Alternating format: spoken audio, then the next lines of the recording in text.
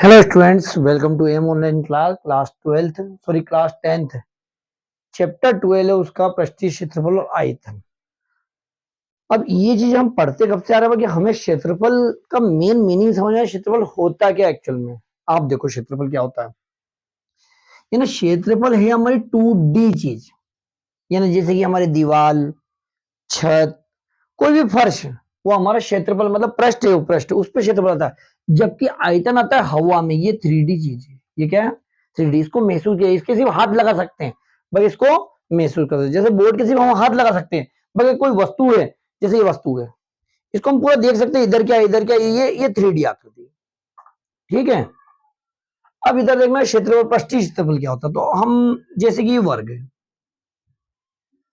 या आयत है, आयत देखा जाए तो आयताकार है, आयत होता ही नहीं एक्चुअल में, क्योंकि ये काल्पनिक चीज है। ये आयताकार कहलाता है। अगर जैसे इसकी ये लंबाई है और ये इसकी चौड़ाई है, तो क्षेत्रफल क्या हो जाएगा? लंबाई गुणित चौड़ाई। यानी कि जैसे कि ये यहां से यहां तक 40 है और ये 20 है ना, तो हम इसके कितने हिस्से कर दें? 40 हिस्से कर दें।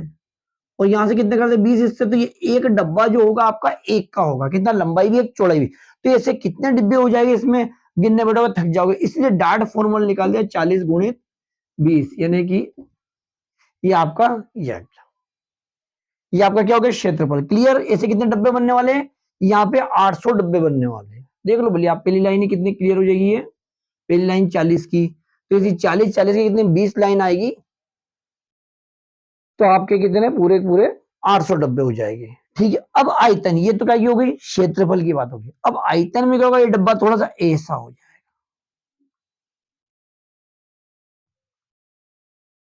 और मान लो कि ये 10 है, तो इसके भी 10-10 हिस्से।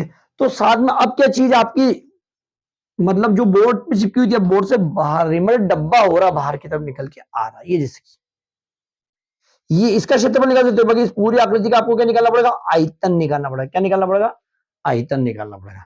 तो आयतन में क्या होता है? ये 10-10 की लाइन और बढ़ेगी भैया, ये 10-10 की और बढ़ जाएगी, तो आपका 10 का और गुणा हो जाएगा, ये आपका 8000। तो ये आयतन आपका कितना? 8000। हवा में इतनी जगह घेर रहा, जबकि पृष्ठ पे इतनी जगह घेर रहा। सतह पे कितना? 800 घेर रहा, जबकि हवा में कितने? 10 और गुणा हो जाएगा, तो कितना हो जाएगा? 8000। तो ये बाद वाली चीज आयतन थी, और पहले वाली चीज आपके क्षेत्रफल थी। ठीक है। ये क्षेत्रफल और आयतन तो होगा क्लियर। अब इससे पहले जो नाइन्थ में आपको फॉर्मूले याद कराए गए थे कि घन का, घनाभ का, इनके फॉर्मूले ढेर सारे फॉर्मूले है ना। घन का क्षेत्रफल क्या होता है, घनाभ की चार दीवारी का क्या होता है, गोले का क्या होता है, बेलन का क्या होता है, ये बाकी उसमें डायरेक्ट कह देते और फॉर्मूला। अब 10वीं में क्या उसी को समझना कि यहाँ ज्ञात क्या करना है। जैसे सबसे पहली चीज, हमारी मेन चीज है बेलन। बेलन होता क्या है बेटा? ये बच्चे अधिकतर वो रोटी बनाने में बेलन नहीं समझ, मतलब कोई भी पाइप वगैरह, यानी किस तरह की आकृति। ये देखो, ये मैंने ढूंढी है, इस तरह की लंबी। ये पेन भी आपका बेलन होगा, पाइप भी आपका बेलन होगा, सब बेलन की आकृति है। ठीक है, आगे बढ़ते, ये बेलन है। अब एक और होती है शंकु। शंकु आपके जोकर की टोपी। ये सब 3D आकृतियां है। कैसी है? 3D आकृति। ये मेरे को मिलियन ने तो मैं आपको बता देता ना। शंकु आप जानते हो, जोकर की टोपी। एक और होता है गोला। तो गोला कहाँ है? गोला एकदम गोल। आपको ऐसा लग रहा होगा वृत्त, वृत्त नहीं है भैया, वृत्त बोर्ड चिपक जाएगा। ये ऐसा गोला। ठीक है, ये आपका वृत्त। और एक और होता है अर्धवृत्त, अर्धगोला सॉरी, अर्धगोला। इसमें क्या, ये अगर आधा गोला कर दो इस तरीके से, मतलब इधर से तो गोल हो जाए, उधर से एकदम सपाट पृष्ठ हो जाए, तो ये आपका अर्धगोला। मतलब इसकी आकृति को भी हम अगर, तो ऐसा लगेगा 3D में आ गया है। यानी इनमें क्या, लंबाई चौड़ाई सब ऊंचाई भी होती है, बाकी ऊंचाई का नाम कुछ अलग होता है। अब ठीक, तो सबसे पहले बेलन का पृष्ठीय क्षेत्रफल, सॉरी वक्र पृष्ठीय क्षेत्रफल, वक्र पृष्ठीय क्षेत्रफल जिसे बोलते हैं CSA। एक होता है बेलन का संपूर्ण पृष्ठीय क्षेत्रफल, ये होता है TSA। सबसे बड़ी कंफ्यूजन वाली बात इस पार्ट में यही है कि सर CA से लगाना है कि TA से लगाना है।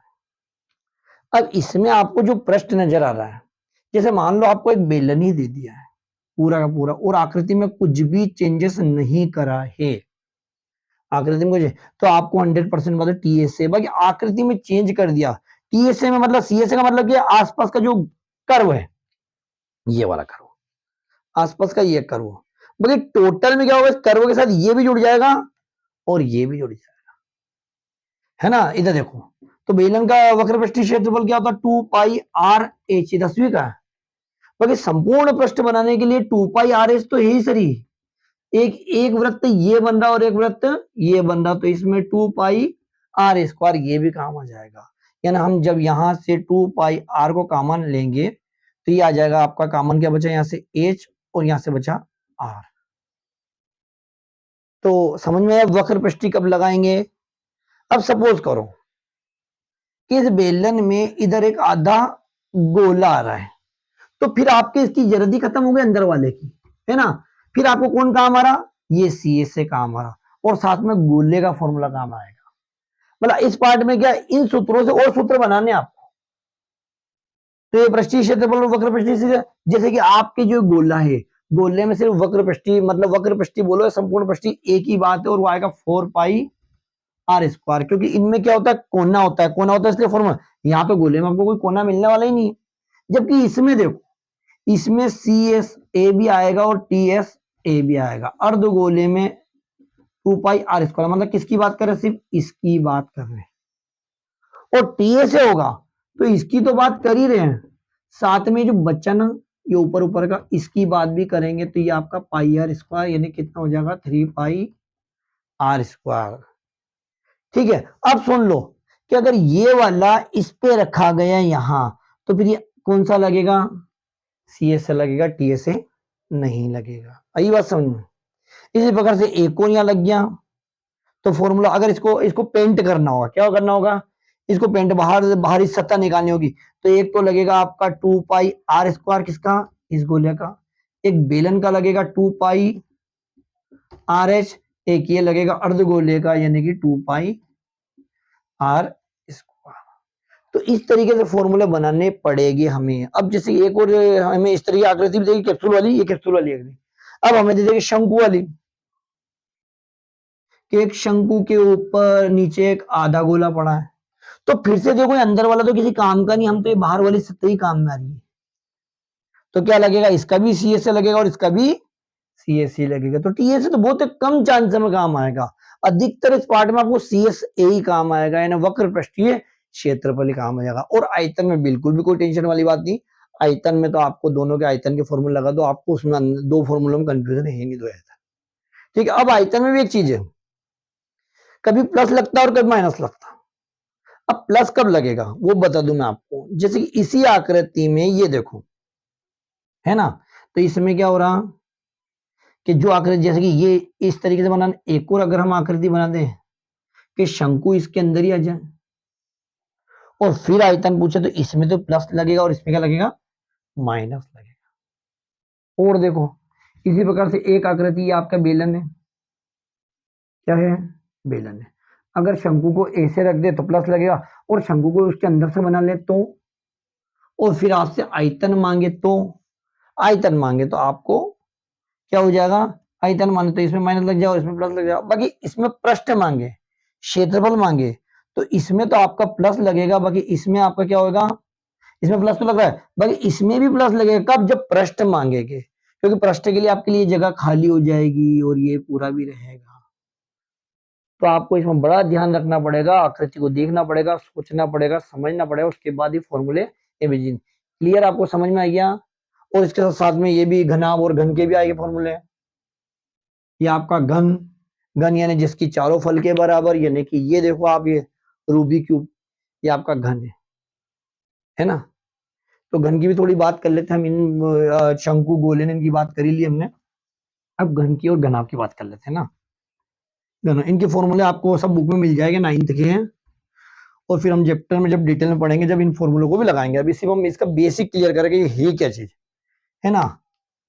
कि आप देखो घन, घन यानी कि ऐसी आकृति जिसकी लंबाई चौड़ाई और ऊंचाई सब बराबर हो। सबसे बढ़िया एग्जाम्पल ही ये है ना।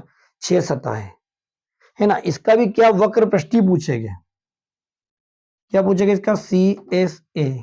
ये एक और नाम है उसका 4 दीवालों वाला पूछेंगे। तो देखो एक कितनी ए, दूसरी भी ए, तो ए क्या हो जाएगा ए स्क्वायर, तो 4 दीवार है तो कितना हो जाएगा 4 स्क्वायर। बाकी इसका अगर TS से पूछ ले तो कितना हो जाएगा 6 स्क्वायर, 1 2 3 4 5 6, तो 6 स्क्वायर हो जाएगा। आयतन तो हम जानते हैं आयतन कितना होता है इसका, 1 की घात 3। क्लियर। इसी प्रकार से हमारा जो घनाभ है, घनाभ थोड़ा सा ऐसा होता है कि ये घनाभ ना थोड़ी और अच्छी बनाता हूं मैं। घनाभ की आकृति, डब्बा तो होता है बाकी लंबा डब्बा होता है, लंबा या चौड़ा। चलो और अच्छे से बनाना ही पड़ेगा, अच्छे मेहनत करनी पड़ेगी।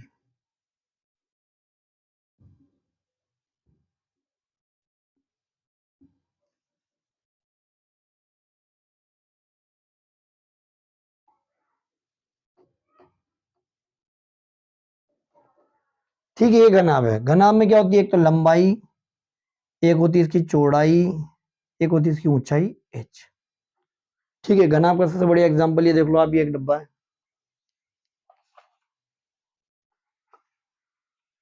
ये आपका डब्बा। ठीक है, मतलब ये इसकी लंबाई हो गई, ये लंबाई हो गई, ये वाली चौड़ाई हो गई और ये वाली ऊंचाई होगी, है ना, जैसे हमारा कमरा रहता है। तो इसका जो 4 दीवार वाला यानी कि CSA, इसका CSA होता है 2LB इंटू H। 4 दीवार क्यों होती है, 4 दीवार क्यों, जैसे कि ये जो दीवार है ना, इसके अंदर क्या आ रहा है LB, इस पीछे वाली में भी क्या आएगी, नहीं सॉरी H, ये ऊंचाई और ये B है ना। जैसे कि ये दीवार है, इस दीवार में आपकी क्या काम आएगी, एक तो लंबाई और एक ऊंचाई। इसके सामने वाली दीवार में क्या काम आ जाएगी, लंबाई और ऊंचाई। ठीक है, अब इस साइड इसमें लंबाई नहीं काम आएगी, इसमें क्या आ जाएगी, चौड़ाई और ऊंचाई काम आएगी। इस इसके सामने वाली में क्या, चौड़ाई और ऊंचाई काम आ जाएगी। तो ये क्या हो जाएगा 2LB और 2BH। ये LB 2 बार हो गया और 2 बार BH हो गया, तो यहां से कॉमन ले लेंगे हम, तो L plus B into H को आगे भी लिख सकते हैं, ये आपका 4 दीवार वाला गया। जबकि इसका TS से क्या होगा 2LB BH और HL, लंबाई गुणित चौड़ाई, चौड़ाई गुणित ऊंचाई, ऊंचाई गुणित लंबाई, क्योंकि इसमें भी इसकी ये तो है सरी।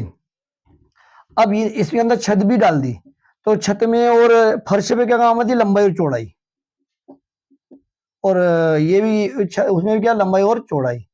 तो देखो LB के 2 हो गए, 2 BH हो गए और 2 HL हो गए, तो इसलिए सब 2 2 हो गए, 2 को कॉमन ले जा। हाँ, इसका जो आयतन होगा वो कितना होगा, L into B into H, यानी कि LBH। क्लियर इसके फॉर्मूले भी। अब हमको इस पार्ट में सीधी सीधी ये काम में नहीं आते, मैं आपको 12 बता रहा हूं। वो क्या करेंगे कि एक घनाभ का डब्बा है ना, और उसके ऊपर एक अर्धगोला पड़ा है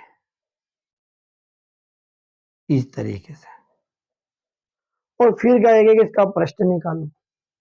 तब इसके प्रश्न में 1 2 3 4 5, 5 और 6 दीवार भी और थोड़ी सी कट करी, तो 6A स्क्वायर तो ये है, ये काम आ रही, प्लस उसमें पृष्ठ काम आ रहा, तो पृष्ठ अंदर वाला काम है, बाहर वाला, तो बाहर वाला क्या, अर्धगोला।